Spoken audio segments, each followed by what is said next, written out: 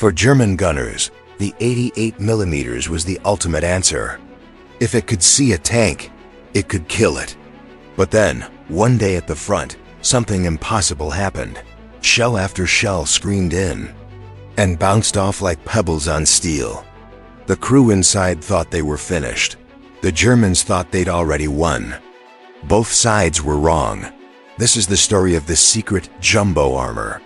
The tank that made the dreaded 88 suddenly, terrifyingly, useless. By the final months of 1944, the Western Front had turned into a landscape defined by wreckage and exhaustion. Snow-covered fields stretched across France and Belgium, littered with burned-out tanks, collapsed farmhouses, and deep artillery craters. Soldiers on both sides pushed through bitter cold and dwindling resources, knowing that every village taken or lost could shift the momentum of the war. And in the middle of this harsh winter, one truth became clear to every commander and tank crew. Armored warfare would decide who controlled Europe when the fighting finally stopped. Across these battlefields, no weapon cast a longer shadow than the German 88mm gun. Originally designed as an anti-aircraft cannon, it had evolved into one of the deadliest anti-tank weapons ever fielded. Its shells traveled at extreme velocity, slicing through Allied armor that had once been considered safe. Veterans told newcomers terrifying stories about the 88's reputation, how it could disable a tank before the crew even realized they had been targeted. For many Allied soldiers, the mere possibility of an 88 somewhere ahead was enough to slow an entire advance. To understand the respect and the fear the 88 commanded, one only needed to watch how Allied tank crews behaved when rumors spread that an 88 was nearby. Tank commanders became more cautious, crews tightened their formations, and radio traffic grew tense. Even aircraft, flying thousands of feet above the ground, reported spotting the iconic muzzle flash and warning units below. The German gun had become more than a weapon. It was a psychological presence, shaping decisions long before a shot was fired. But in late 1944, amid the icy forests and narrow roads of Belgium, something unexpected occurred. For the first time, German gun crews found their trusted 88mm shell striking a target that refused to die. Instead of penetrating, shattering, or igniting, the rounds bounced away harmlessly, sending sparks and metal fragments flying into the snow.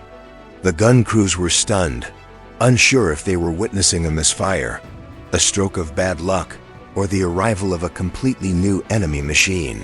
The tank that shocked them was the American M4A3E2, better known by the nickname Jumbo. Unlike other Sherman tanks, the Jumbo was not designed for speed, elegance, or maneuverability. Instead, it was built like a sledgehammer, thick, heavy, and unapologetically durable. Engineers had reinforced its armor far beyond standard specifications, giving it the ability to withstand hits that would have destroyed almost any other Allied vehicle. Yet even its own crew had no idea just how much punishment the tank could endure. The creation of the Jumbo was not part of a long-term armored strategy or an ambitious weapons program. It was a response to desperation. As American forces advanced toward Germany, they increasingly encountered heavy defenses, fortified towns, and tank traps designed to stop the Allied push. Commanders realized they needed a tank that could take hits while breaking through defensive lines. The result was a rushed but effective design, one built around the simple idea that sometimes the best way to survive a battlefield was to endure it head-on. Everything about the Jumbo's appearance communicated its purpose. Its front armor was dramatically thicker, its turret was encased in an extra layer of steel, and its massive gun mantlet seemed almost overbuilt compared to the rest of the Sherman family. Some crews joked that the tank looked like it had been wrapped in steel blankets. Others thought it resembled a Sherman that had simply swallowed another Sherman. But underneath the humor was an understanding. This tank was different, and that difference could save lives. When the first Jumbo units rolled into service, their crews quickly discovered that the tank handled unlike anything they had driven before. Its weight made it slower, more deliberate, and far less agile on tight roads or muddy terrain. The engine strained when climbing hills, and keeping up with faster armored units was nearly impossible. But these drawbacks hardly mattered once the tank was tested under fire. In those moments, its extra armor became the difference between terror and survival. The Jumbo's thick armor did more than simply stop shells, it redirected them. The angles of its plates, combined with the reinforced structure, created unexpected deflections that even American designers had not fully anticipated. Rounds that should have penetrated instead ricocheted harmlessly. Hits that could have disabled ordinary Shermans were absorbed with shocking resilience. The tank began to develop a quiet reputation among units. If you wanted to survive an ambush, stay close to the Jumbo. Yet despite its strengths, the Jumbo remained a mystery to many soldiers on the battlefield. Only a limited number had been built, and only a handful were assigned to each armored division. Crews often shared stories about them the way sailors shared stories about rare, nearly mythical ships. Some swore they saw a Jumbo take multiple hits without losing combat effectiveness. Others claimed the tank could drive through walls or shrug off mines. Like all battlefield legends, the truth was a blend of fact and awe. As winter tightened its grip on the front lines, American commanders began assigning Jumbos to the most dangerous parts of their formations. These tanks often led convoys down narrow roads, pushed through defensive choke points, and acted as shields for lighter vehicles behind them. Infantrymen quickly learned to march beside a Jumbo whenever possible. Even if its pace was slow, its presence offered a comforting sense of protection, a mechanical fortress moving steadily through the cold and chaos. The German army, meanwhile, had no idea that such a heavily armored Sherman existed. Their intelligence reports still described American tanks as fast but lightly protected. For years, German crews had relied on the 88mm gun to dominate armored engagements, believing it to be unmatched on the battlefield. This belief shaped their strategies and reinforced their confidence. But when the Jumbo arrived, that sense of certainty began to crumble, replaced by confusion and disbelief. One of the earliest encounters involving a Jumbo and an 88mm gun occurred near the edges of the Ardennes forest, just weeks before the Battle of the Bulge. Dense trees and rolling hills created natural kill zones where hidden German guns could ambush Allied columns. The Americans knew the terrain was dangerous, but armor was needed to push through the region quickly. Among the vehicles assigned to the task was a single Jumbo, its crew unaware that they were about to make history. The morning was still and cold, with a heavy layer of frost covering the ground. The Jumbo advanced at the head of a column, its wide tracks crushing frozen twigs and ice. Visibility was poor. Fog clung to the forest like a curtain, masking movement on all sides. The tank commander scanned the tree line, aware that this was the kind of weather the Germans preferred for ambushes. Inside the tank, the crew remained tense, listening to the engine rumble beneath them. Unbeknownst to the Americans, a German anti-tank crew was waiting just ahead. They had positioned their 88mm gun on a small rise overlooking the road, hidden behind a screen of branches and camouflage netting. The crew had been trained to spot silhouettes, and the moment they saw the shape of an American tank through the fog, they prepared to fire. In their minds, the outcome was predictable. An 88mm shell would punch through the Sherman, disabling it instantly. The German gunner adjusted his aim, taking care to strike the front hull, where Shermans were typically most vulnerable. As the Jumbo crept forward, unaware of the danger, the gunner exhaled slowly and squeezed the trigger. The shot cracked through the still air, sending a high-velocity round hurtling toward the American tank. Snow burst upward as the shell streaked across the road and slammed directly into the front armor. What happened next stunned both sides. Instead of penetrating, the shell ricocheted violently off the Jumbo's glacis plate, sending sparks flying as it deflected into the forest. Inside the tank, the crew felt a powerful jolt but realized almost immediately that they were unharmed. Confusion swept through the German position as the gun crew looked at each other, unsure whether they had miscalculated the distance or angle. The American commander reacted instantly. He shouted to his driver to maintain course and ordered the gunner to scan for targets. The crew, adrenaline now pulsing through them, understood they were under direct fire but could not yet see the enemy gun. Still, the fact that they were alive after taking a frontal hit from an 88mm filled them with shock and a sudden surge of confidence. They had just survived the impossible. The German crew, meanwhile, prepared to fire again. They assumed the first shot must have struck at an odd angle. They reloaded quickly, repositioned the barrel, and aimed more carefully. The second shell roared from the barrel, speeding toward the Jumbo with the same lethal intent. Once again, the Americans braced themselves for impact, but the result was identical. The shell bounced off, leaving only a scorch mark on the armor. Panic began to spread among the German crew. They had never seen a Sherman survive even one hit from their gun, let alone two. The gun commander barked orders, demanding faster reloads, desperate to stop the advancing tank before it reached their position.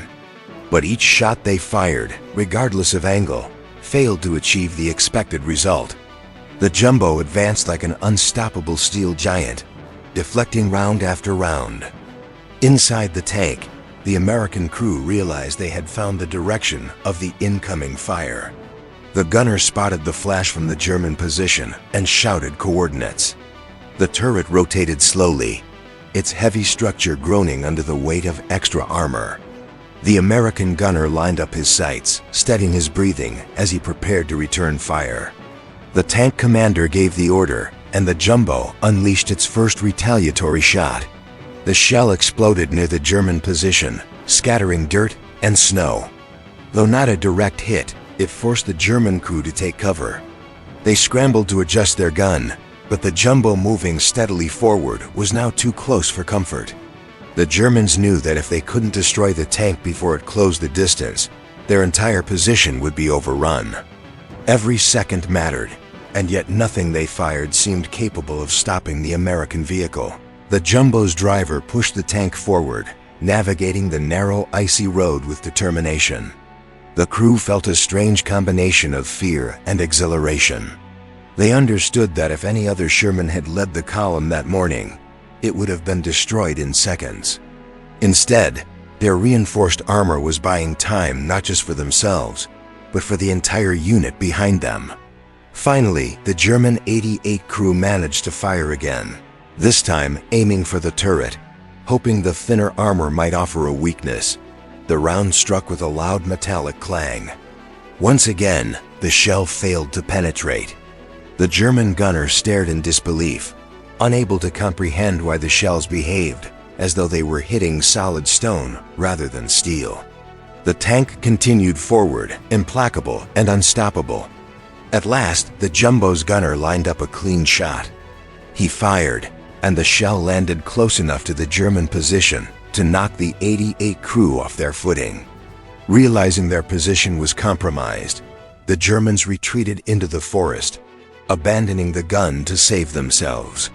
The Jumbo rolled past the now silent cannon, its armor scarred but intact. Behind it, the rest of the American column advanced safe only because the Jumbo had taken the lead. Word about the encounter spread through the American units with astonishing speed. Tank crews gathered in mess tents and around campfires, repeating the story to anyone who would listen. A Sherman had taken multiple direct hits from an 88mm gun and survived. Not only survived, kept advancing. For soldiers who had spent months hearing stories about the unstoppable power of the German 88, this was nothing short of astonishing. Commanders took note of the event as well. Reports filed that afternoon highlighted the Jumbo's performance, noting its ability to shield lighter vehicles and draw fire away from vulnerable infantry. The tank had proven itself in a way no blueprint or testing range ever could. It was no longer just an experimental reinforcement, it was a battlefield asset with incredible potential. German officers, meanwhile, began receiving confused and frustrated reports from their anti-tank crews. Some believed the Americans were deploying a new secret tank design. Others thought the 88mm crews had misjudged the range, or been affected by fog and weather conditions. Few could imagine that a Sherman of all tanks was responsible for the failed shots. As days passed, encounters like this began repeating themselves.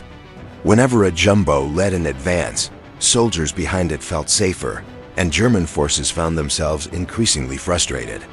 The psychological impact alone was significant. A weapon once considered a guaranteed kill now seemed unreliable, even powerless, under certain conditions. Confidence among German anti-tank crews began to erode. The jumbo's emergence also shifted how American units approached dangerous terrain. Before its arrival, narrow roads, forested passes, and fortified village entrances had been dreaded routes. But with a jumbo at the front, these paths became more manageable. If an ambush occurred, the armored giant could withstand the opening shots long enough to locate and neutralize threats. Despite this growing reputation, the jumbo remained a rare sight. Only a limited number had been produced, and battlefield losses could not be replaced quickly. Crews assigned to them treated the tanks with a mixture of pride and caution. They understood they were sitting inside something remarkable, but also something irreplaceable. Every decision on the battlefield carried weight, because losing a jumbo meant losing an invaluable shield. The story of the jumbo's incredible survivability eventually made its way into official reports. Engineers and designers began studying field data to understand why the tank was performing even better than expected. They concluded that the combination of thick armor, improved angling, and wartime modifications created a protective shell far beyond the original Sherman design. The jumbo hadn't just been reinforced, it had been transformed. For the crew who survived that first encounter with the 88mm gun, the experience left a lasting impression. They knew they owed their lives to the tank's armor. After the battle, they climbed out to inspect the damage and were amazed to find only dents, scorch marks, and scratches, nothing more. The reality struck them. They had faced Germany's most feared gun head-on and lived to tell the story. As the front line shifted and the Battle of the Bulge loomed, the jumbo's role became even more crucial. American units braced for one of the largest German offensives of the war, one that would stretch supply lines, test morale, and overwhelm unprepared divisions. Tanks, particularly those capable of surviving heavy fire, would prove essential in the coming weeks. The jumbo's moment was approaching. Within the dense forests of the Ardennes, conditions deteriorated rapidly. Snowstorms reduced visibility to a few meters, making ambushes difficult to detect until the last moment. Sounds echoed strangely among the trees, and even experienced commanders struggled to navigate the terrain. For many American units, progress slowed to a crawl. The jumbo, with its steady pace and thick armor, became a dependable lead vehicle in these conditions. German forces took advantage of the harsh weather as well. They repositioned their 88s along narrow forest clearings and elevated ridges where they could target advancing columns. Their goal was simple: halt the American push and inflict heavy losses before the battle escalated into a full offensive. They still believed the 88mm gun was their trump card, an unbeatable weapon in the frozen forests. But the Americans were learning. After witnessing the jumbo's ability to absorb 88mm impacts, commanders began using the tank more strategically. They positioned it at the head of armored thrusts, ensuring that if a German gun opened fire, the jumbo would take the brunt of the attack. This approach allowed lighter Shermans and infantry to maneuver more safely, significantly reducing casualties. The jumbo crews themselves grew more confident, though never reckless.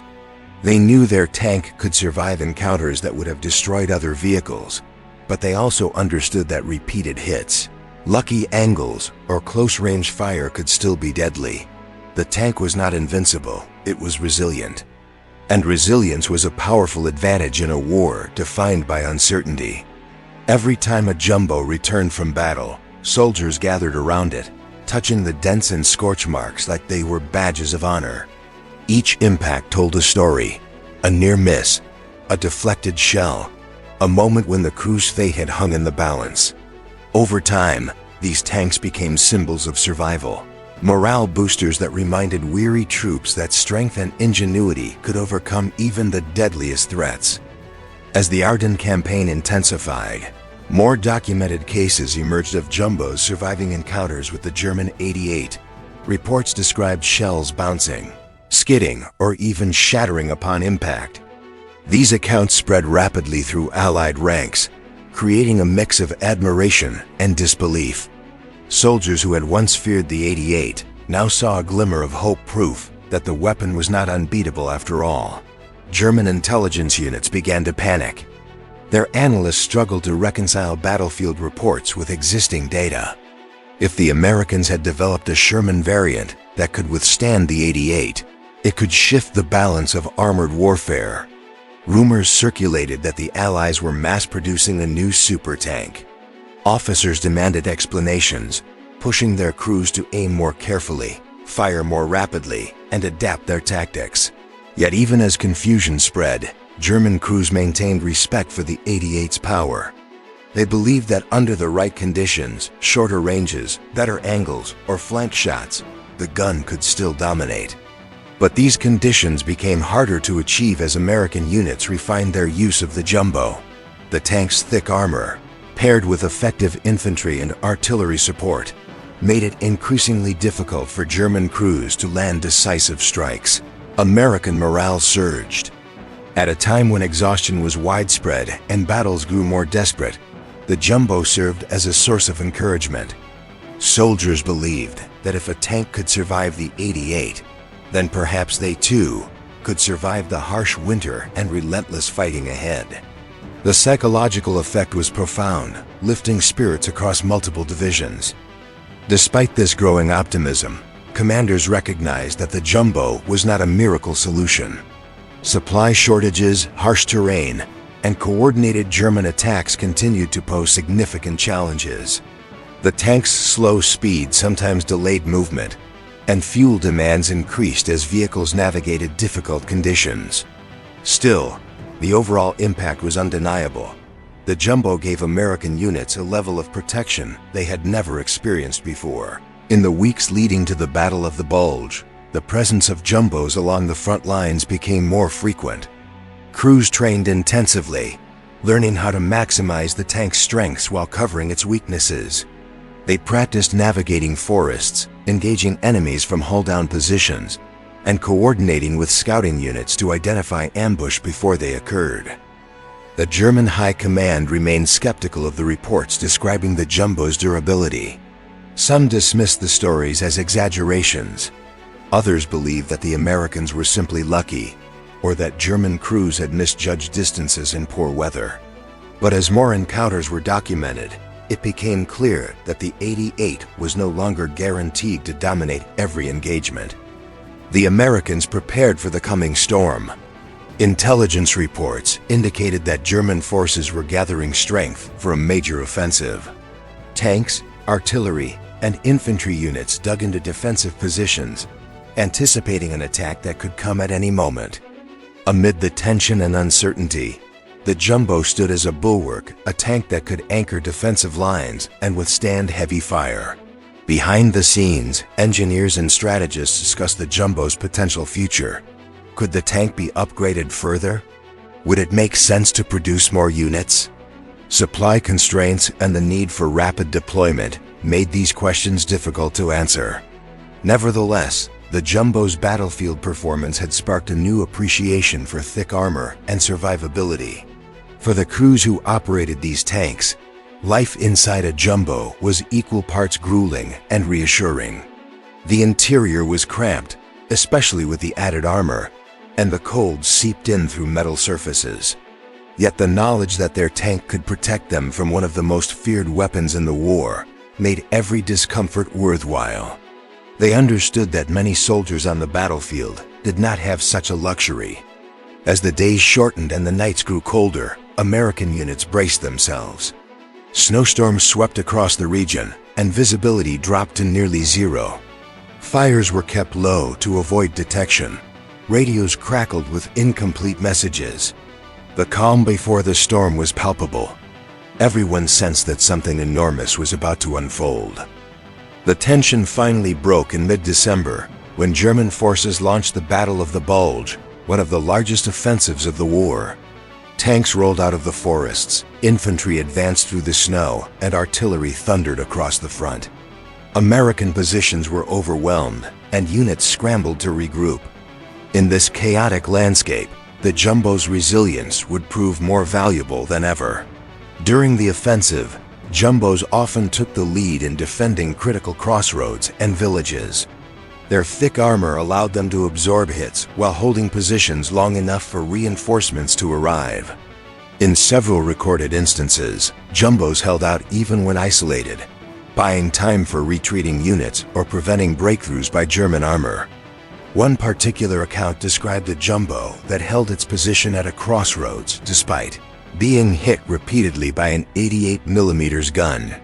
The crew remained inside, coordinating with infantry and relaying information over the radio. Even after sustaining heavy damage, the tank continued firing, maintaining control of the strategic point until reinforcements could arrive. This single act prevented a German armored column from advancing deeper into American lines. Stories like this added to the Jumbo's growing mythos. Soldiers began referring to the tank as the Shield or the Fortress, nicknames that reflected its reputation. Even commanders who had initially viewed it as an awkward, overweight Sherman came to appreciate its ability to survive where other tanks would not. The Jumbo had become an essential part of the American defensive strategy. German crews adapted their tactics in response. They sought flank shots, aimed for tracks, or attempted to disable the tank with concentrated fire. But these adjustments were not always successful. The Jumbo's armor held firm in many engagements, and its crews grew increasingly skilled at using terrain to their advantage. The tank's slow speed became less of a burden and more of a foundation for calculated, deliberate movement. As the battle raged on, the Jumbo's value extended beyond its physical protection. It became a symbol of resilience, a reminder that even in the harshest conditions, survival was possible. Soldiers who saw the tank roll through blinding snow or emerge from smoke with fresh impact marks felt a renewed sense of determination. The Jumbo represented the idea that strength could endure, even when the odds were overwhelming. By early January, the tide of the offensive had turned. American forces regained lost ground, and the German advance faltered under increasing pressure. Jumbos continued to play a vital role, supporting counterattacks and reinforcing defensive positions. Their presence steadied units that had endured weeks of relentless fighting. In the aftermath of the Battle of the Bulge, commanders reviewed battlefield performance reports with meticulous detail. Patterns became clear. Wherever a Jumbo was present, casualties were lower, defensive lines held longer, and morale was higher. The tank's contributions had been significant, both tactically and psychologically. For the crews who lived through these battles, the Jumbo became more than a machine. It was a lifeline, a steel guardian that had carried them through the worst months of the war. They maintained it, repaired it, and spoke of it with a kind of respect usually reserved for fellow soldiers. Each dent and scar on its armor was a testament to the dangers it had endured. And yet, despite its achievements, the Jumbo's story was only beginning. The events that followed would reveal just how extraordinary this tank truly was, and how its armor, dismissed by some as merely thicker steel, would inspire moments of shock, disbelief, and awe across the battlefield. The 88mm gun had met a challenger unlike any it had faced before, and the world of armored warfare would never be quite the same again. As the new year of 1945 began, American forces pushed cautiously across the frozen landscape, slowly reclaiming ground lost during the German offensive. The air was sharp with winter wind, and the forest still echoed with distant artillery. Everywhere the Jumbo appeared, soldiers felt a familiar sense of reassurance. It had already proven its worth during the initial onslaught, but now, as the Allies began their counteroffensive, commanders wanted to see whether the tank could maintain its surprising record of survivability under even harsher conditions. In many units, the Jumbo was assigned the most dangerous tasks, leading armored thrusts, absorbing the first shots in ambush zones, and drawing enemy fire so lighter Shermans and infantry could maneuver safely. Crews were well aware of this responsibility. They often joked grimly that they were the first to get shot at and the last to break. Yet beneath the humor was a deep sense of duty. If the Jumbo failed, dozens of men behind it were immediately vulnerable. To understand how the Jumbo changed battlefield engagements, one must look closely at how American tactics evolved around it. Prior to its arrival, Shermans relied on speed and numbers, darting between cover and coordinating in groups to overwhelm German defenses. But the Jumbo offered a new approach: steady, deliberate advances under the protection of reinforced armor. Infantry units began sheltering behind the tank's imposing silhouette, using it as a mobile shield as they moved forward through open ground or narrow streets. The tank's armor also encouraged more aggressive reconnaissance. With a Jumbo leading, American scouts could confidently enter contested territories, knowing the vehicle could withstand the first enemy response. This shift allowed the U.S. Army to identify hidden guns, fortified positions, and ambush sites long before they could inflict heavy casualties. The Jumbo was not just surviving battles, it was redefining them.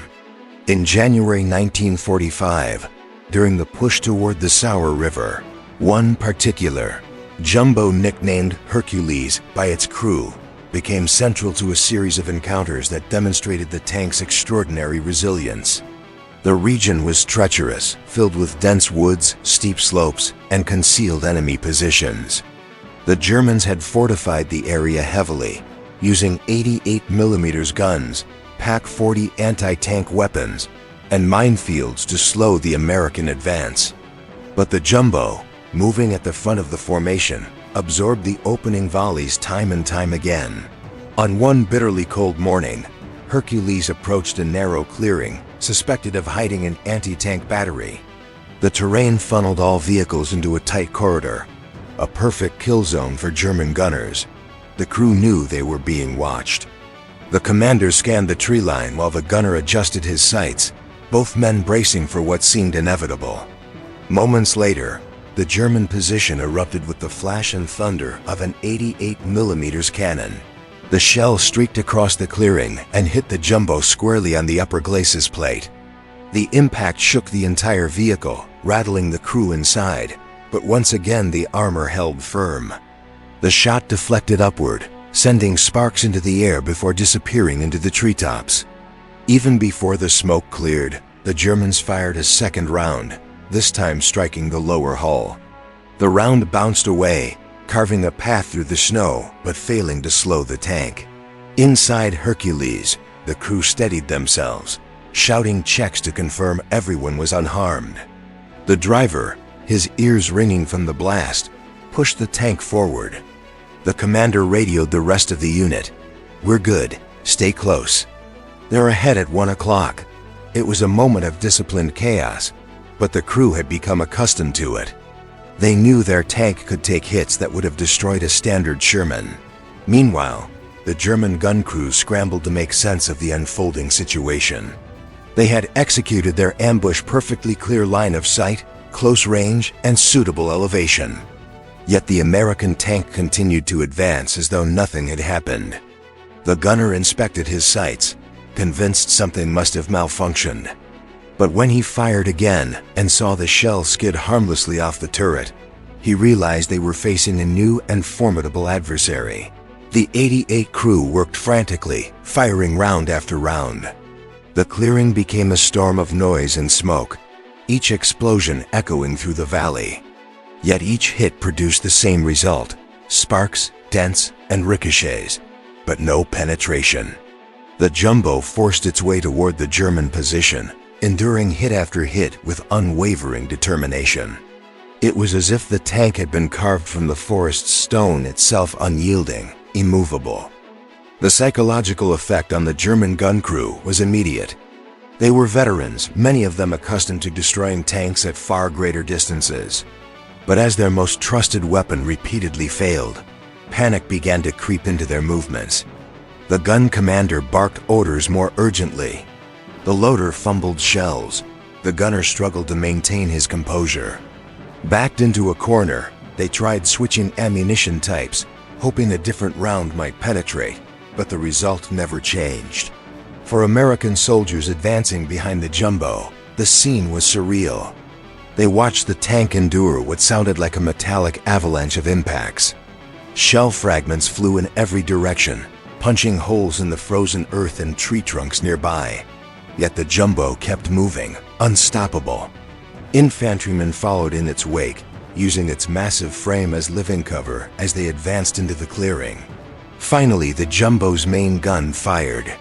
The shot detonated near the German emplacement, sending debris showering over the anti-tank crew. The concussion forced the Germans to abandon their position. As they fled into the woods, some looked back at the tank that had shrugged off everything they had thrown at it. A machine they privately described as unbelievable and unnatural. For the Jumbo's crew, the aftermath was a moment of quiet reflection. When the tank halted, the crew climbed out carefully, inspecting the armor. The front plates were peppered with blackened marks where the 88mm rounds had struck. Each mark represented a moment when luck, engineering, and bravery had intersected. The crew exchanged glances, all silently acknowledging that their survival had hinged on the tank's extraordinary construction. Reports from this skirmish spread quickly through American lines. Commanders took note of the Jumbo's performance once again, emphasizing its role as a spearhead for armored advances. Officers who had previously doubted the tank began reconsidering its tactical importance. In briefings that evening, the name Hercules appeared multiple times, marked as a model example of the Jumbo's battlefield potential. On the German side, the encounter caused considerable frustration. Intelligence officers demanded detailed accounts from the gun crew, trying to understand why the 88mm long regarded as nearly unbeatable had failed. The crew offered only bewildered explanations. Their shots had been true. Their calculations had been correct, but the tank had endured every hit. This contradiction planted seeds of doubt throughout their unit. As American forces continued advancing, additional Jumbos encountered similar situations. Each time, the tank's reinforced armor absorbed impacts, giving American crews precious moments to locate enemy guns and return fire. German attempts to counter the Jumbo grew increasingly desperate. Some crews attempted ambushes from extreme angles. Others tried setting up closer, risking detection. Yet the Jumbo, though slow, was rarely caught off guard for long. One notable incident occurred near the town of Schönberg, where a pair of Jumbos advanced through the streets while facing fire from multiple directions. German crews had positioned both a Pak-40 and an 88mm gun on elevated terrain overlooking the town square. The first volley shook the buildings, blowing out windows and collapsing rooftops. But the Jumbos below held steady, absorbing blows that would have crippled ordinary Shermans. The American crews coordinated with remarkable skill. While the lead Jumbo absorbed the enemy fire, the second maneuvered into a flanking position, using the narrow alleys and rubble for cover. Once in position, it fired on the Pak-40, knocking it out in 2 shots. The remaining 88 crew, now realizing they were outmaneuvered, attempted to retreat, but were forced to abandon their gun as American infantry surged forward. This pattern repeated itself across multiple engagements. The Jumbo's ability to take hits allowed American forces to execute tactical maneuvers that would have been impossible otherwise. The tank served not only as a shield, but as a catalyst for bold strategies. Crews began to trust the tank's armor implicitly, coordinating more daring assaults and pushing through areas previously considered too dangerous. As the Allies advanced further into German-held territory, the terrain evolved from dense forests to a patchwork of small towns, rolling fields, and fortified ridgelines. Each environment presented unique challenges, but the Jumbo adapted remarkably well. In open fields, its silhouette drew enemy fire exactly as intended, allowing faster Shermans and tank destroyers to circle around and strike flanking shots. In urban combat, its thick armor made it the ideal lead vehicle for street assaults, shielding infantry from sudden fire. German armor tactics also changed in response.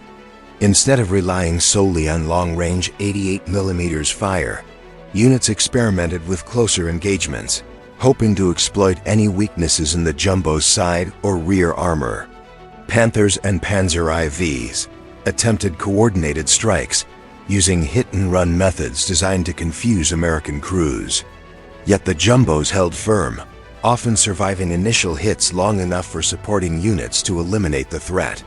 During one engagement near the village of Ardennes, a Jumbo encountered a Panther tank at close range.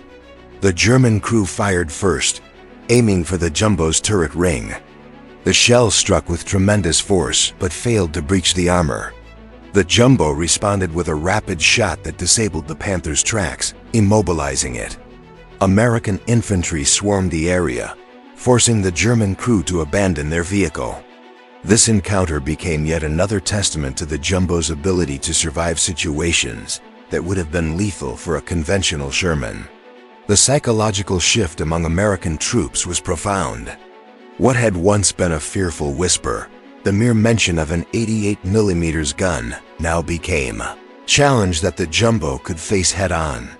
Soldiers joked that the tank ate 88s for breakfast, a phrase that spread rapidly through multiple divisions.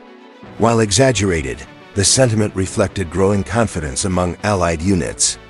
This morale boost helped reinvigorate exhausted soldiers who had endured months of relentless fighting. The Jumbo inspired a sense of invincibility, not reckless bravado, but a belief that the Allies now had a machine capable of standing against Germany's most feared weapons. The tank became a symbol of perseverance and strength at a time when soldiers desperately needed such symbols. Yet for all its strengths, the Jumbo was not without challenges. Its additional armor increased weight significantly, putting strain on its suspension and drivetrain. Crews had to perform frequent maintenance to prevent mechanical failures, especially in harsh winter conditions. Fuel consumption also increased, complicating logistics. But even with these drawbacks, the tank's battlefield performance justified every hardship. American engineers studied the Jumbo's field reports closely, hoping to understand how its armor configuration translated so effectively to real-world combat. They discovered that the combination of welded applique plates, reinforced castings, and optimally angled surfaces created multiple layers of deflection that dispersed impact energy remarkably well. What appeared to be simple extra steel was, in practice, a highly effective defensive system. The Germans noticed this too. Reconnaissance officers documented the tank's unusual resilience, marking it as a high-priority target. Some German commanders suggested deploying heavier weapons like the feared Jagdtiger or the massive 128mm guns to counter it. But these vehicles were rare, slow, and difficult to maneuver. The reality was blunt. The Jumbo was becoming a problem the German army had few practical answers for. As the winter wore on, American armored divisions continued pressing eastward. The roads were slick with ice and visibility was poor, but the Jumbos served as the backbone of each push. Crews often spent long hours inside the tank, breathing cold air mixed with diesel fumes, listening to the rumble of the engine and the distant echo of artillery. They knew danger could come at any moment, and they trusted their armor to meet it. One of the most dramatic confrontations occurred at a fortified road junction near Prum. The Germans had established a layered defense with overlapping fields of fire.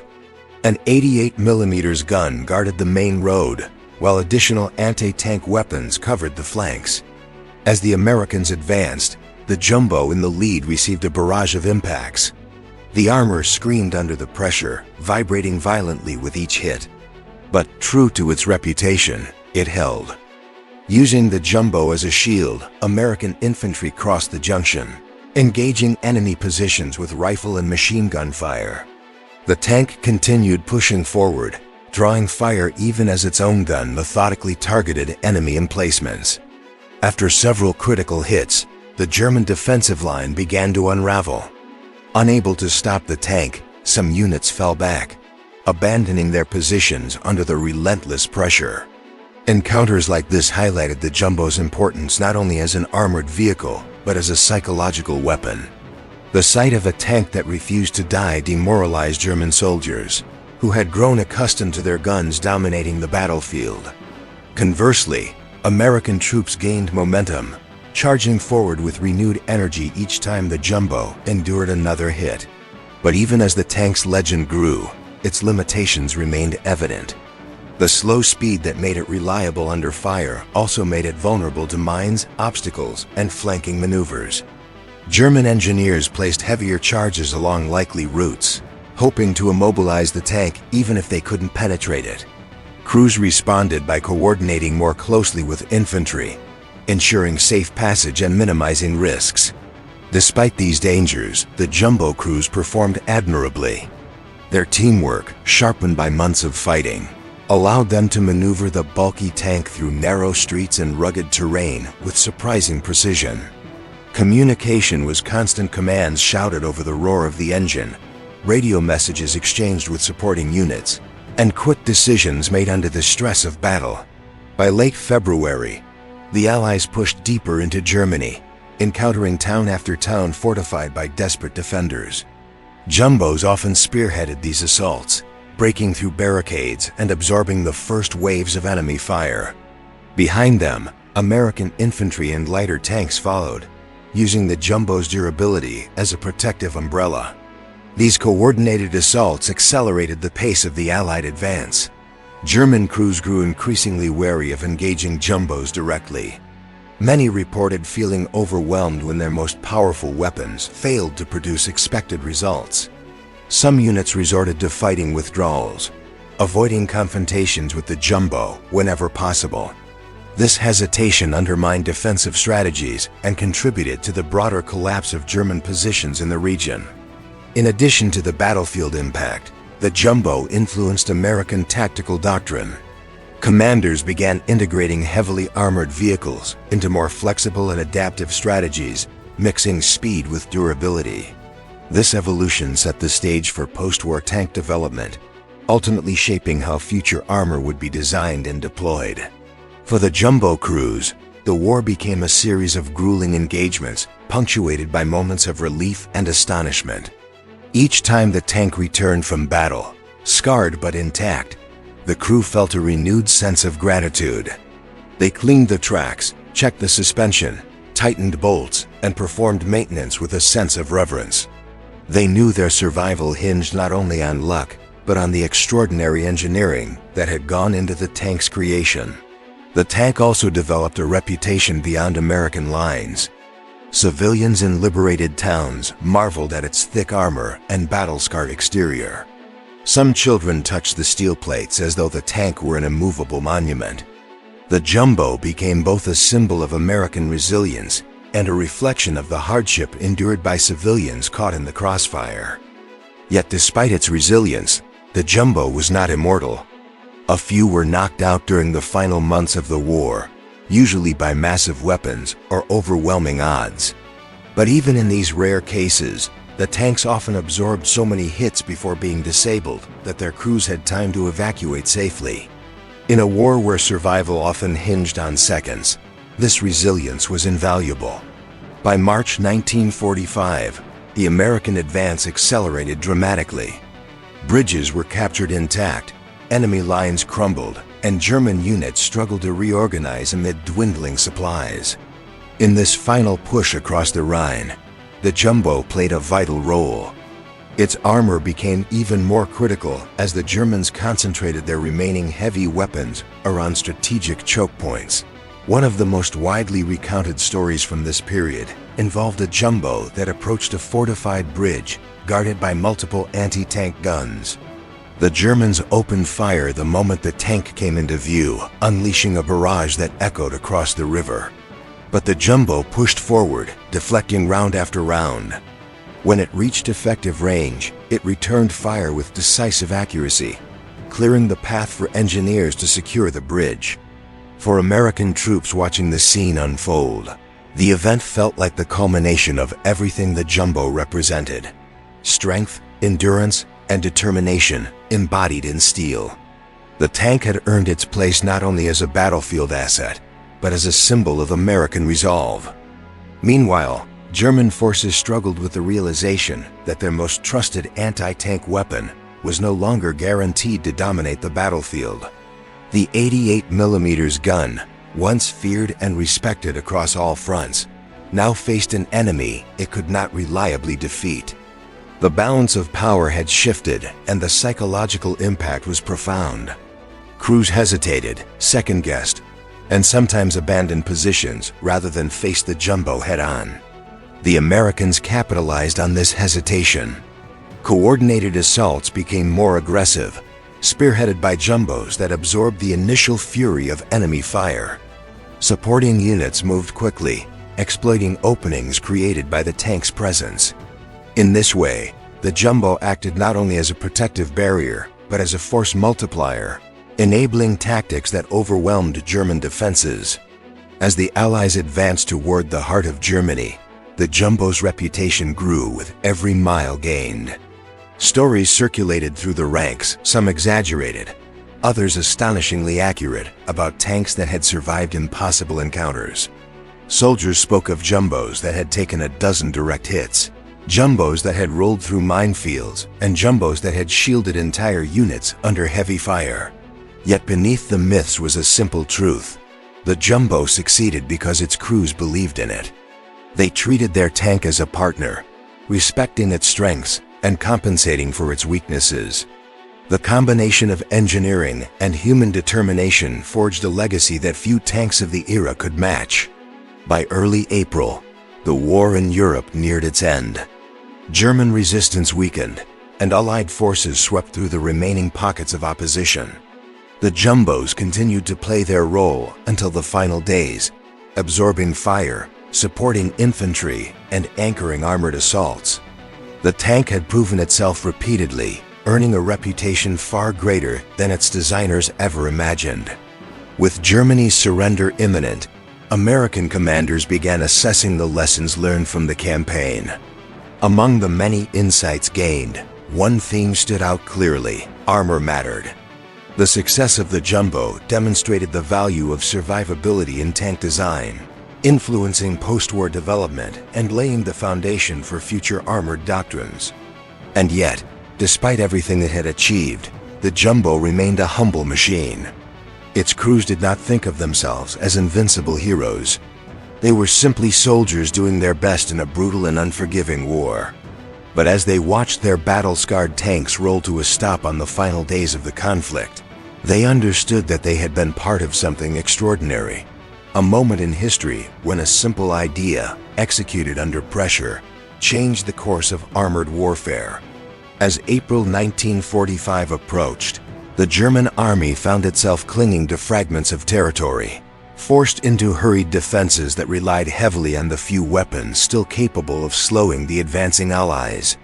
Among the scattered remnants of artillery and armor, the 88mm gun remained the most feared and respected tool available.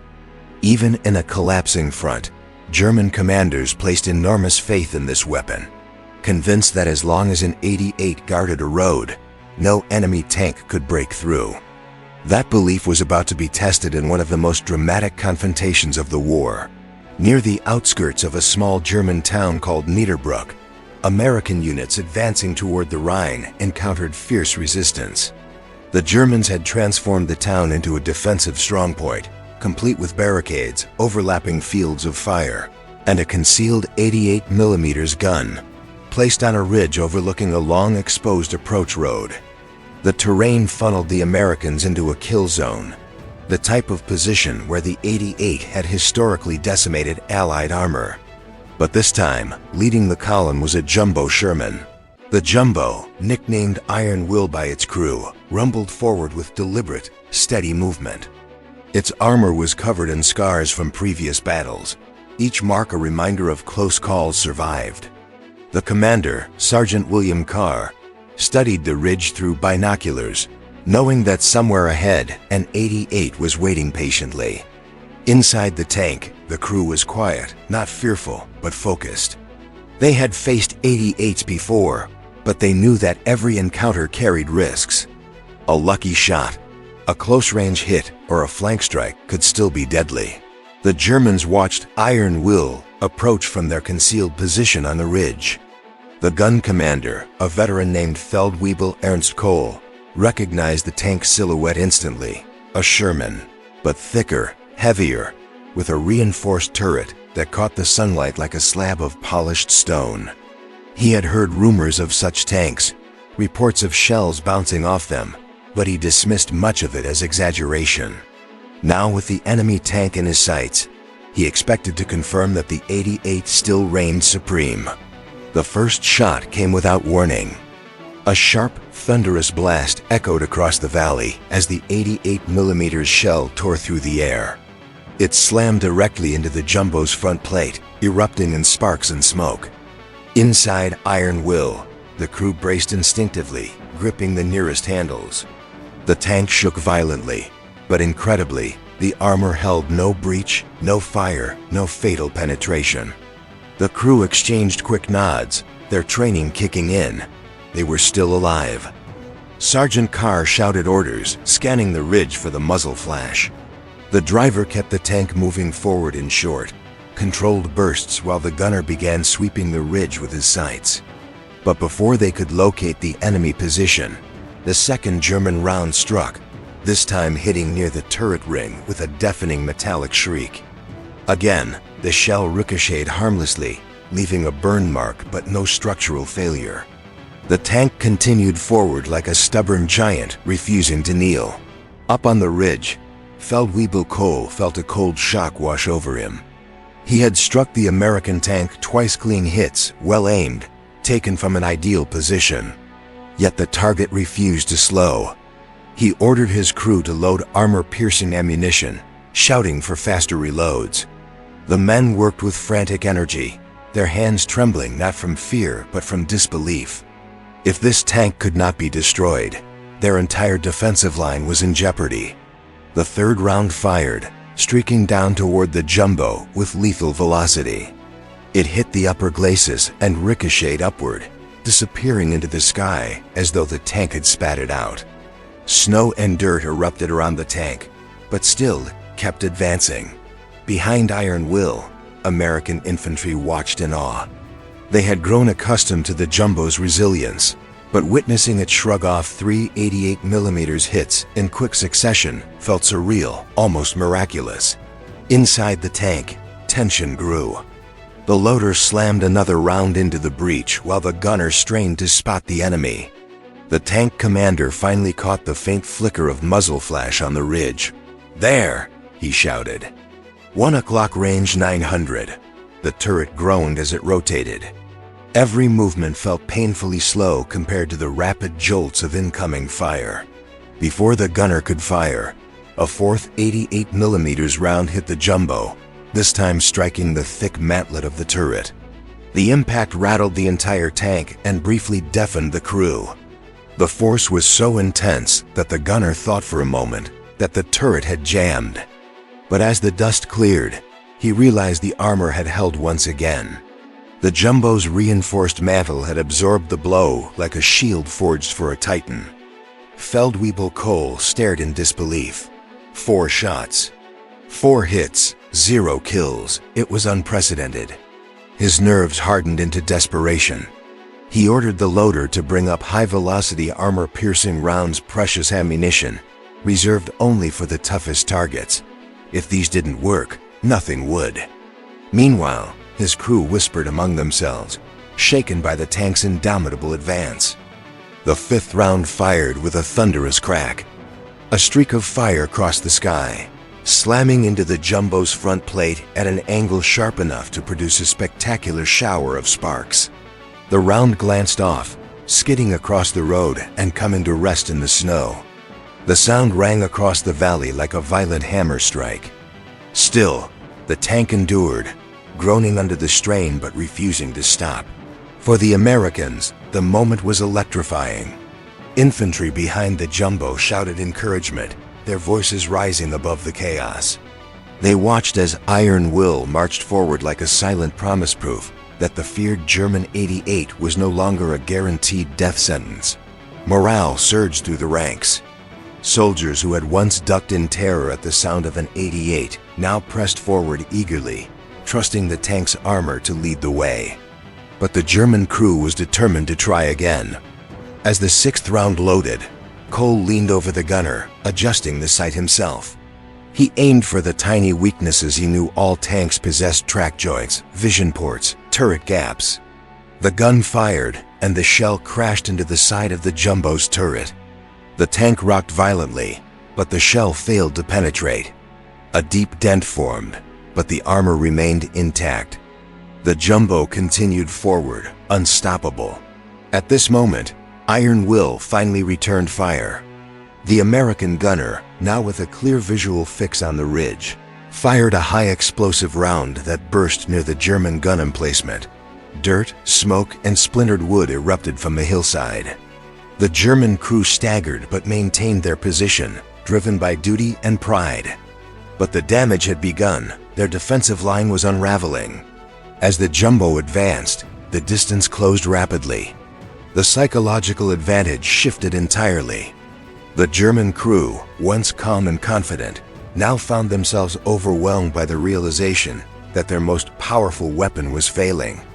They loaded the seventh round with trembling hands. This shot struck the lower hull, exactly where they hoped the armor might be weaker. The shell ricocheted violently, digging into the road and exploding in a spray of earth and shattered stone. Feldwebel Cole could scarcely believe what he was witnessing. The enemy tank was now less than 600 meters away, well within the range where the 88mm gun typically destroyed any Allied vehicle with ease. Yet the Jumbo still rolled forward, its thick armor covered in scorch marks, dents, and gouges. It looked battered but unbroken, like some monstrous creature crawling out of a furnace. Inside Iron Will, the crew understood that they were closing in on the decisive moment. They could feel the urgency in every vibration of the tank's engine. The commander crouched beside the open hatch, peering through binoculars and shouting adjustments to the gunner. The loader prepared a second shell, ready for rapid fire. They were determined to finish this confrontation, not just for themselves, but for every Sherman crew that had once feared the 88. The 8th German round screamed toward the tank, striking the left frontal plate. The blow shook the Jumbo so violently that one of the crew members bit his tongue. Pain shot through the gunner's arms as he steadied himself, but the tank held. The shell failed once again to penetrate, sparking off at an angle that sent fragments into the snowbanks beside the road. Desperation began turning into dread for the German crew. At last, the Jumbo reached its firing position. The American gunner exhaled slowly, aligning his sights with the German gun. Through the narrow aperture, he could see the silhouettes of the German crew scrambling around the cannon. He pulled the trigger. The shot thundered across the valley. This time, it struck true, detonating against the 88M's protective shield, shattering metal and sending the German crew diving for cover. The German gun was damaged but not yet destroyed. Cole, refusing to surrender, ordered his men to reposition the barrel. Their movements grew frantic. They loaded the 9th round with shaky hands. The gun fired again, but this time the shot went wide. The Jumbo had disrupted their aim. The shell whistled past the tank and exploded harmlessly behind it. The German crew's confidence broke. Sensing weakness, the American commander ordered the Jumbo to press forward. The tank accelerated slightly, closing the distance more rapidly. The American infantry behind it surged forward as well, advancing up the road with renewed determination. Every American soldier watching understood that they were witnessing something extraordinary, a duel between titans, with one clearly losing its advantage. Cole and his crew attempted one final shot. They loaded their 10th round, knowing it might be their last chance. The gunner fired, aiming low to disable the Jumbo's tracks. The shell hit the tread guard, tearing off a piece of metal but failing to immobilize the tank. The damage was superficial. The Jumbo roared onward, the ground trembling beneath its heavy tracks. At this point, The German crew faced a stark reality.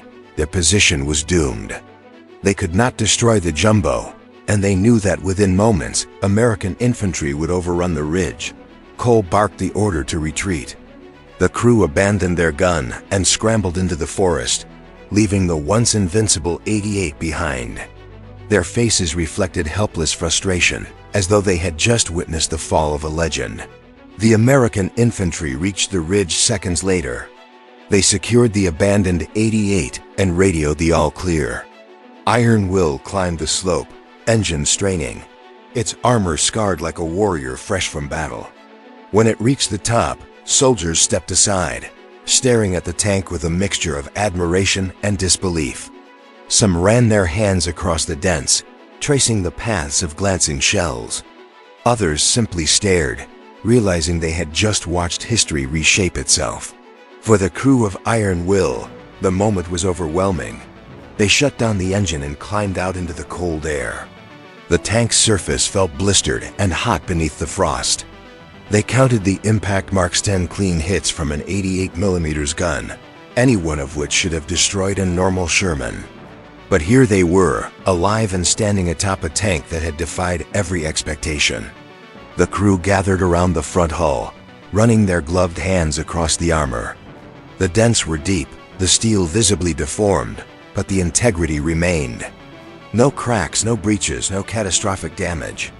The tank had behaved like a fortress, absorbing the fury of Germany's deadliest weapon and refusing to yield. The emotional weight of this realization struck the men deeply. Nearby infantry approached, congratulating the tankers. Some joked that the Jumbo must be made of magic, steel, while others claimed it should be parked in the middle of Berlin as a victory monument. But beneath the humor was genuine respect. Every soldier there knew that without the Jumbo leading the charge, the casualties that day would have been devastating. News of the encounter spread rapidly across American lines. Radios buzzed with reports describing the Sherman variant that had taken 10 88mm hits and survived. Some units dismissed the story as exaggerated. Others believed every word. After all, they had already seen what the Jumbo could endure. Commanders drafted reports with meticulous detail, recognizing the engagement as a pivotal demonstration of the tank's capabilities. On the German side, the loss of the 88 position caused ripples of disbelief. Officers demanded explanations from surviving crew members. How could an American tank withstand such punishment? Cole's crew, shaken and exhausted, offered the only explanation they could. The tank was unlike any Sherman they had ever encountered. Their words carried a tone of reluctant respect, mixed with frustration and defeat. As American units advanced deeper into Germany, the legend of the Jumbo grew stronger. Stories circulated of tanks that had survived direct hits, shielded entire platoons, and turned the tide of small engagements. But none compared to the confrontation at Niederbruck, the moment when the feared German 88mm gun met an opponent it could not break. The confrontation represented more than a tactical victory. It symbolized a shift in the balance of power, a moment when one of the most iconic weapons of the war proved vulnerable. For the German army, it was a bitter revelation. For American forces, it was a triumph of engineering, resilience, and courage. The crew of Iron Will became minor legends among their unit. Soldiers approached them in camps and mess halls, asking to hear the story firsthand. Each crew member described the moment in their own way: the jolt of the first impact, the disbelief after the second, the surreal feeling of watching shells bounce away into the snow. But they all agreed on one thing: they would have been dead in any other tank. The Jumbo itself was given a hero's welcome. Mechanics gathered around it, analyzing the dent patterns and marveling at the structural integrity. Engineers photographed the damage for reports, shaking their heads at how the tank had endured such extreme punishment. Some suggested sending the tank back to the United States for testing, but the crew refused. They wanted to stay with their machine until the very end. Even high-ranking officers took interest in the encounter. Field commanders inspected the tank personally, speaking with the crew and documenting the engagement for strategic analysis. The Jumbo had proven that survivability could be just as decisive as firepower. And in a war where the margin between life and death was razor thin, that lesson carried profound implications. For the crew, however, the experience left a lasting emotional impact. They had faced death repeatedly, feeling the force of each 88mm round slam into the hull like a hammer against an anvil. They had braced for the worst, expecting flames, smoke, or catastrophic failure. But the tank had protected them. The steel armor around them had acted like a guardian, absorbing the fury of the enemy and giving them a chance to fight back. In quiet moments afterward, some crew members admitted that they felt strangely connected to the tank, as though it were more than just a machine. It had shields for limbs, steel for skin, and in the heat of battle, it felt alive. A partner. A protector. And in return, they maintained it with meticulous care, repairing dents, tightening bolts, and treating every inch of the tank with respect. As the war continued into its final days, the crew of Iron Will often found themselves reflecting on the confrontation at Niederbrook. They recalled the sound of ricochets ringing through the cabin, the shaking of the hull, the moment they realized the tank had saved their lives again and again. The experience had transformed their view of the Jumbo from a heavy, slow oddity to a symbol of survival. But the story of the Jumbo's defiance did not end there. The tank continued participating in key operations, helping to clear paths through remaining German defenses. Every time it entered combat, American troops followed closely, trusting the tank to protect them. And every time it returned, scarred but still functioning, the legend grew.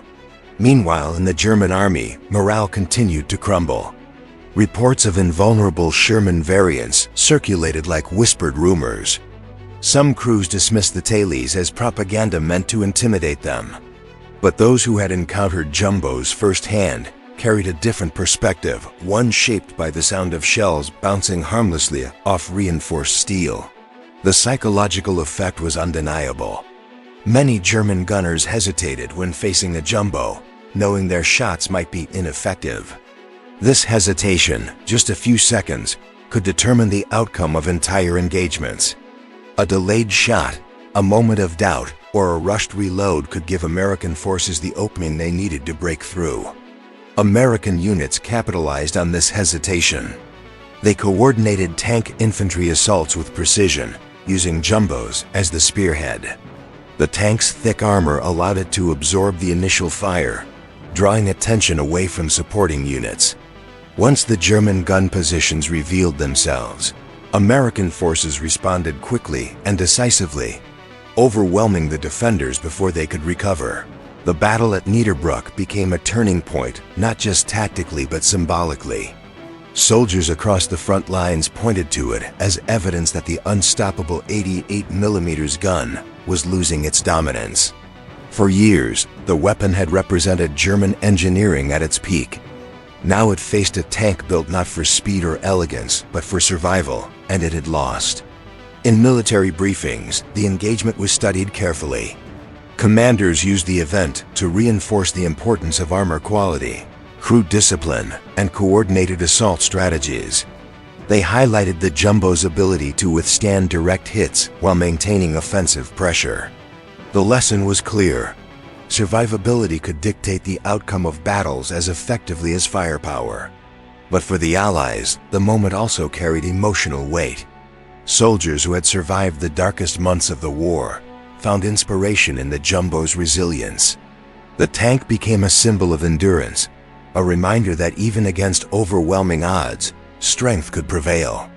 As American forces marched deeper into Germany, they did so with renewed determination. The crew of Iron Will continued their journey across the battered landscape of Germany, participating in the final push toward victory. Their tank, scarred and battered, remained a constant presence, unrelenting, dependable, and fiercely loyal. The confrontation with the 88mm had cemented its legacy, not through myth or rumor, but through undeniable experience etched into the steel. As news of Germany's impending collapse spread, the atmosphere among American troops shifted. The exhaustion of years of fighting mingled with hopeful anticipation. And yet, even in these final days, danger remained. Isolated pockets of resistance, desperate ambushes, and last-stand defenses still threatened advancing units. The Jumbo continued to lead, its resolve as strong as ever. During one of these final operations, Iron Will encountered a cluster of German infantry attempting to hold a crossroads. The tank advanced steadily, drawing automatic fire and anti-tank rifles that pinned harmlessly off its armor. American infantry followed closely, sweeping through the area with practiced precision. The engagement lasted only minutes, but it demonstrated once again the Jumbo's ability to protect and inspire. With each passing day, the war drew nearer to its conclusion. The Rhine had been crossed, German defenses shattered, and Allied forces advanced with increasing momentum. The Jumbo, once an experimental variant created under pressure, had proven itself indispensable. It had endured the fury of the German 88, stood firm against overwhelming fire, and symbolized the resilience that defined the final Allied push. And so, in the final weeks of the war, the Jumbo's legend reached its peak. It had faced Germany's most feared anti-tank gun in a direct, prolonged confrontation, and survived. The moment became a defining chapter in the tank's legacy, a powerful climax that encapsulated everything the Jumbo represented: ingenuity, resilience, bravery, and the quiet strength that carried Allied forces through the most harrowing battles of World War II. In the days following the confrontation at Niederbrück, the American advance gathered momentum, driven in part by the psychological shockwaves of the Jumbo's victory over the German 88mm gun. Soldiers who witnessed the battle spoke about it with a mixture of disbelief and admiration. They described how Iron Will had marched straight into the kill zone and emerged battered but unbroken. For many, it marked the moment when the balance of armored warfare visibly shifted. The German front line, once anchored by the dominance of the 88mm, began to lose its aura of invincibility. For American commanders, the encounter became a case study in the importance of armored resilience.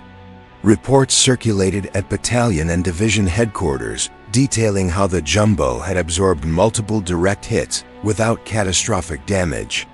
Officers pored over the data, identifying patterns and drawing conclusions about the tank's battlefield performance. They noted how the reinforced armor had blunted the penetrative power of the 88, how the sloped surfaces aided in deflection, and how the crew's calm discipline allowed them to exploit the tank's strengths. The conclusion was unmistakable. Survivability had proven more pivotal than speed or maneuverability in this phase of the war. Meanwhile, on the German side, the aftermath was defined by frustration and disbelief. Surviving crews from the Niederbrück Ridge were questioned extensively by their superiors. They described how their well-aimed rounds struck from ideal range had bounced off repeatedly.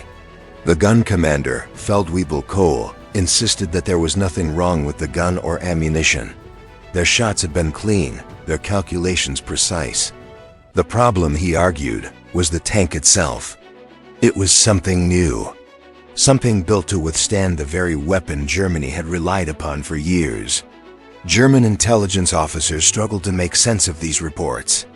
They began compiling lists of Sherman variants, analyzing captured examples, and searching for technical documents that might explain the Jumbo's extraordinary resilience. But the suddenness of the Allies' advance left little time for thorough analysis. Many German units had neither the equipment nor the personnel needed to evaluate the threat properly. The once dominant 88mm gun, iconic for its lethal reputation, was now facing a defensive challenge it had never confronted before. For the German soldiers on the ground, the psychological impact was immediate and severe.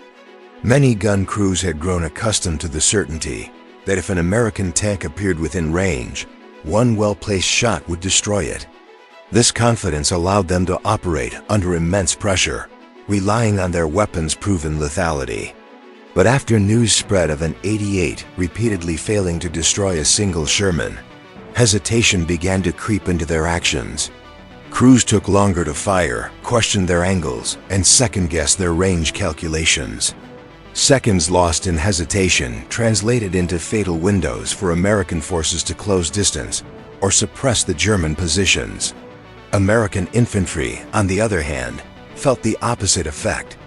Before the arrival of the Jumbos, advancing across open ground was a nerve-wracking ordeal. Soldiers worried that a hidden anti-tank gun might open fire and tear through their supporting armor, exposing them to devastating losses. But now, with the Jumbo leading the way, they moved with greater confidence. The tank's ability to absorb hits granted them a safer path through contested terrain, allowing assaults to unfold more effectively and with fewer casualties. The tank itself became a morale booster on wheels. Soldiers touched its battered sides, tracing the dents left by enemy shells.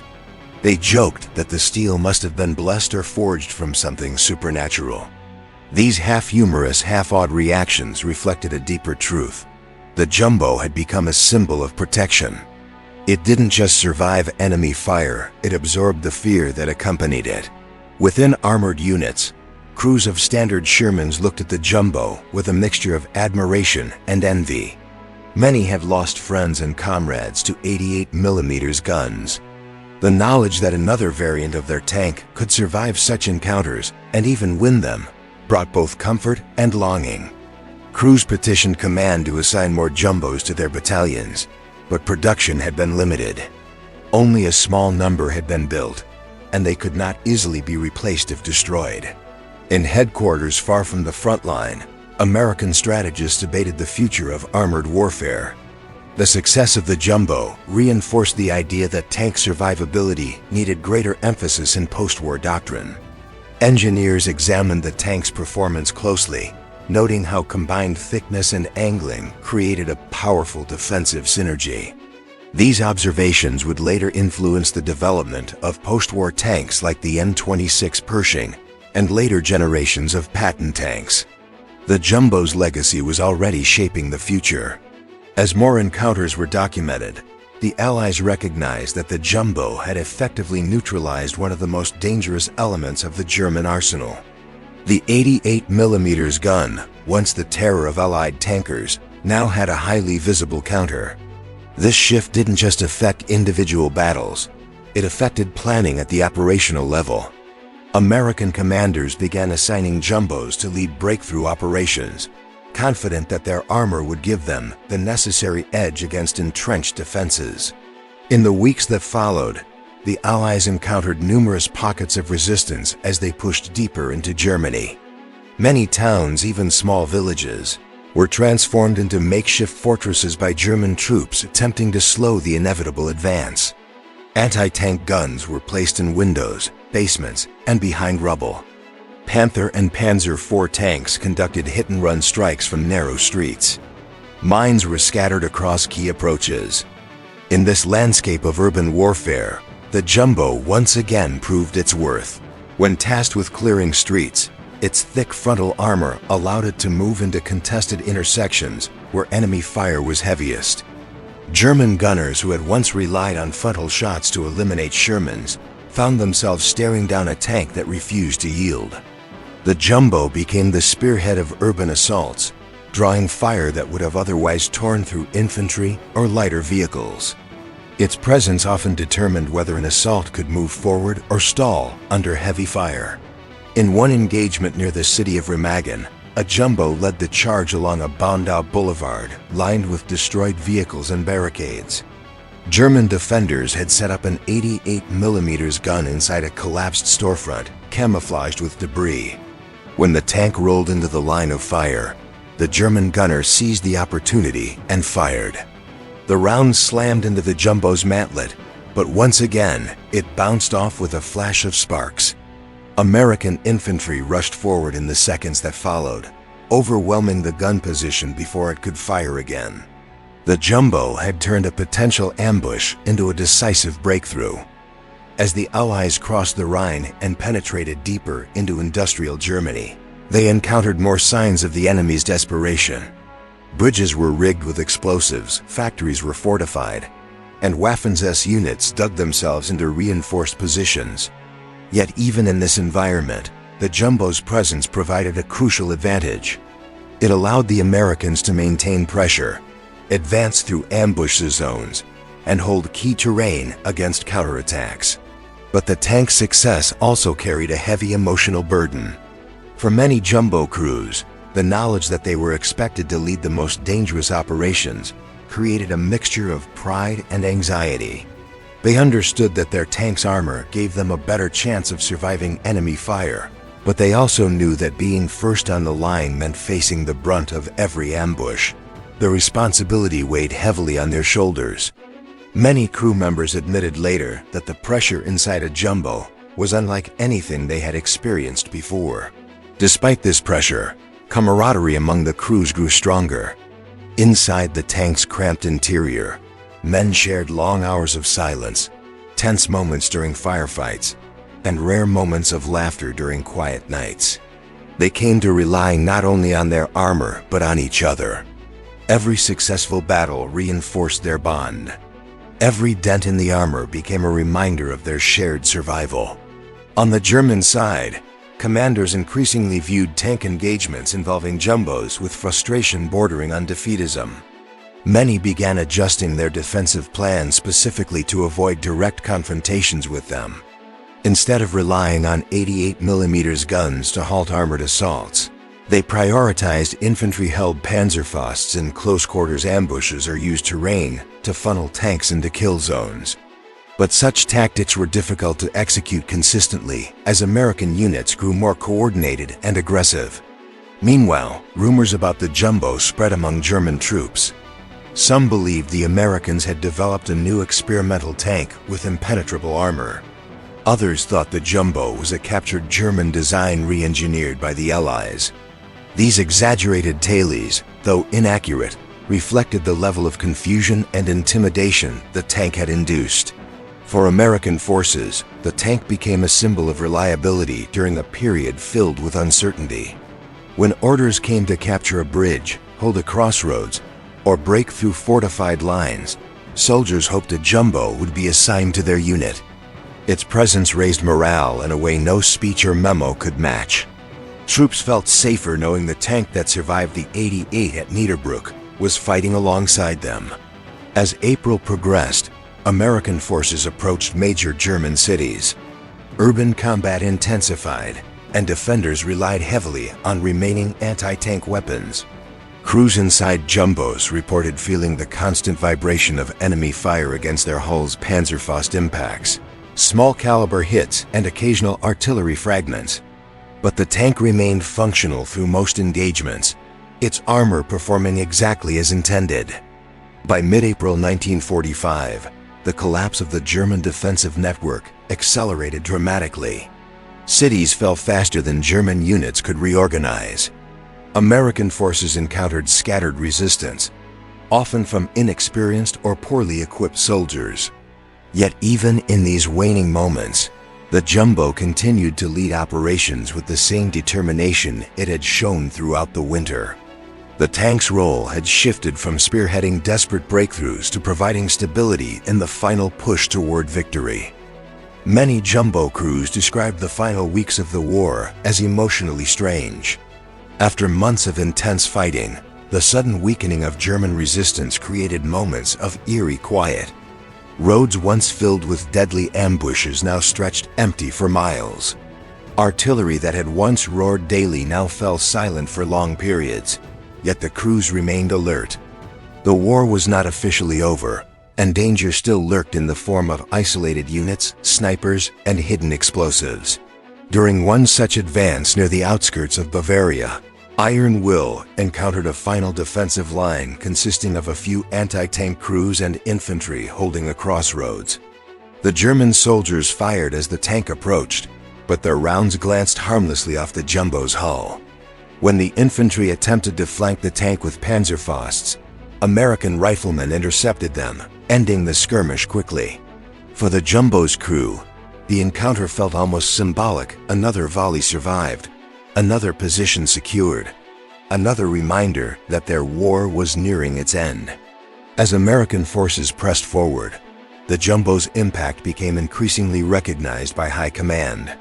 Reports summarized its battlefield performance, emphasizing how its armor design had saved countless lives and enabled advances that would have been far bloodier without it. These reports made their way up the chain of command, eventually reaching military planners who would oversee post-war armored development. Within the ranks, crews discussed what might happen to the Jumbos after the war. Some believed the tanks would be returned home for testing or placed in museums. Others expected them to be scrapped or replaced by newer designs already in development. Regardless of their fate, the crews felt a deep attachment to their tanks. These machines had carried them through the darkest days of the war, shielding them from death time and time again. In late April, as American units approached Munich, the final major confrontations involving Jumbos unfolded. The city, heavily damaged by years of bombing, had become a labyrinth of debris and improvised defenses. Yet even in this chaotic environment, the Jumbo proved invaluable. It shielded infantry as they cleared buildings, forced enemy snipers to retreat, and absorbed fire that would have easily crippled lighter vehicles. The German defenders, knowing the war was lost, fought with a mixture of desperation and resignation. Some continued firing until the last possible moment. Others surrendered early, unwilling to face the armored behemoths rolling through the streets. In this final chapter, the Jumbo's presence again hastened victory, reducing casualties and accelerating the collapse of enemy resistance. When news of Adolf Hitler's death reached the front lines, morale among American soldiers surged. The end finally felt within reach. Yet even as Germany teetered on the edge of surrender, American armored units continued their operations, ensuring no pockets of resistance threatened the peace that was soon to arrive. The Jumbo remained at the center of these operations, steady, reliable, unshaken by the emotional shift sweeping through the ranks. As May approached, the German army began surrendering en masse. Allied forces moved swiftly through remaining territories, securing towns, disarming units, and delivering humanitarian aid to civilians caught in the devastation. The tankers of the Jumbo found themselves transitioning from fierce combat to support roles, guiding convoys, guarding supply lines, and helping stabilize newly liberated areas. For many crew members, the sudden absence of combat created a powerful mixture of relief and disorientation. They had spent months inside the steel confines of their tanks, anticipating death with every shell they heard. Now the sounds of war receded into memory. The weight of survival settled on their shoulders. They walked through towns once filled with danger, now filled with civilians emerging from hiding, and felt the enormity of what they had endured. One evening, as the sun dipped behind the hills of southern Germany, the crew of Iron Will gathered beside their tank. For the first time in months, they felt safe enough to rest without fear of enemy fire. They studied the tank that had carried them through the war. Its armor was a patchwork of dents, burn marks, and jagged scars. Each one represented a moment when the tank had stood between them and death. It was a silent chronicle of survival, etched in steel. In that quiet moment, Sergeant Carr placed his hand on the glacis plate and said the words his crew had been thinking for weeks: "She got us home." The others nodded solemnly. The bond between the crew and their tank had grown beyond simple utility. The Jumbo was not just a vehicle, it was a symbol of everything they had endured, everything they had overcome, and everything they hoped to carry back with them when the war finally ended. As military analysts reviewed battlefield data, the Jumbo emerged as a testament to the importance of armor design under real combat conditions. Its ability to survive repeated hits from one of the most feared anti-tank weapons in history challenged pre-war assumptions about tank warfare. Engineers realized that survivability could be as crucial as firepower. This insight would profoundly shape the design philosophy of tanks in the decades to come. In the post-war years, the success of the Jumbo influenced the development of the next generation of American armor. Lessons learned from its reinforced hull and turret contributed to the evolution of the M26 Pershing and later models. These tanks, in turn, set the foundation for the American armored forces of the Cold War. Though the Jumbo itself was produced in limited numbers, its legacy lived on through the engineering principles it validated. Historians, too, came to view the Jumbo as a turning point in the final months of the war. Its unexpected ability to shrug off one of the deadliest weapons of the era symbolized the resilience of the Allied advance. While the tank was never intended to be a revolutionary design, its battlefield performance elevated it to iconic status. It represented creative problem-solving under pressure, executed at a time when the world's future hung in the balance. For the soldiers who fought alongside it, the tank's significance was deeply personal. Many credited the Jumbo with saving their lives in battles where standard Shermans would have been destroyed within seconds. Infantry who advanced behind its armor recalled the sense of confidence it inspired. To them, the Jumbo was more than a machine, it was a guardian. A shield in a world of chaos. Surviving records from the German side reveal a similar reverence, albeit from the opposite perspective. Crews described the tank with phrases like unbelievably strong, unnaturally thick, and immune to the. While technically exaggerated, these descriptions captured the shock the Jumbo had inflicted. For the first time, German gunners faced a Sherman that did not bow to the 88's destructive power. The psychological blow this dealt to German morale cannot be overstated. As peace spread across Europe following Germany's surrender, many Jumbos were gradually phased out of service. Some were scrapped, others were relegated to training roles. A few survived long enough to be displayed in military museums, where visitors could stand before their dented hulls and marvel at the scars left by wartime encounters. These tanks served as tangible reminders of the intense battles that defined the world's most devastating conflict. For the crew of Iron Will and others like them, the war eventually faded into memory, but the lessons they learned and the machine that carried them remained unforgettable. They returned home with stories of a tank that defied destruction, protected its crew, and stood firm against Germany's most feared weapon.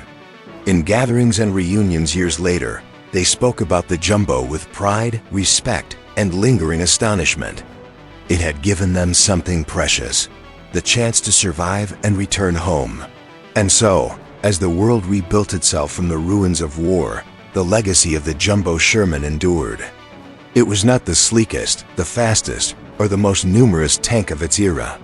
But when the Allies needed a machine that could withstand the unthinkable, when they needed a tank that could face the legendary German 88 and refuse to fall, the Jumbo delivered.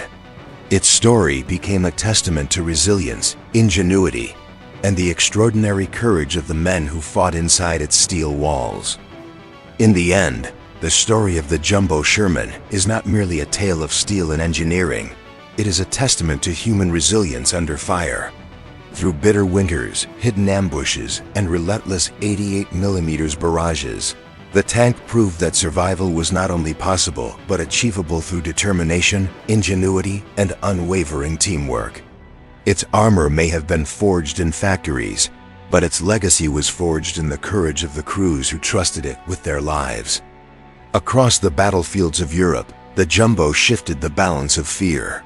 What had once been a one-sided duel dominated by the German 88 became a contest of endurance and adaptation.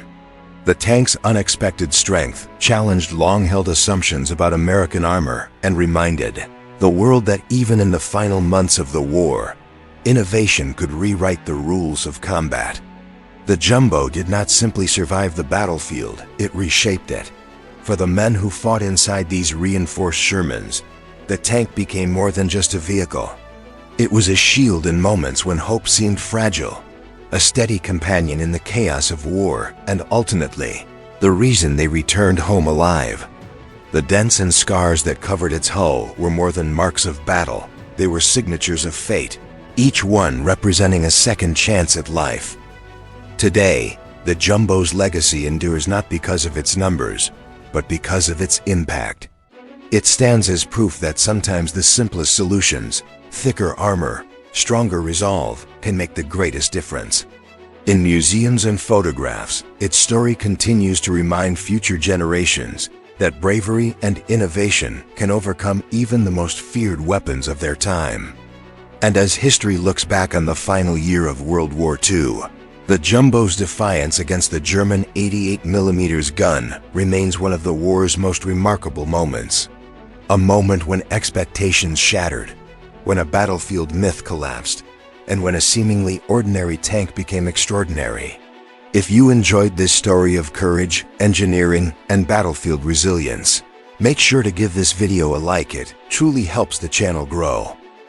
And if you want more gripping, cinematic World War II stories like this one, don't forget to subscribe. Every week, we uncover forgotten battles, unbelievable encounters, and the human moments that shaped history. Tap the bell icon so you won't miss the next episode. Thank you for watching, and stay tuned for more stories from the war that changed the world.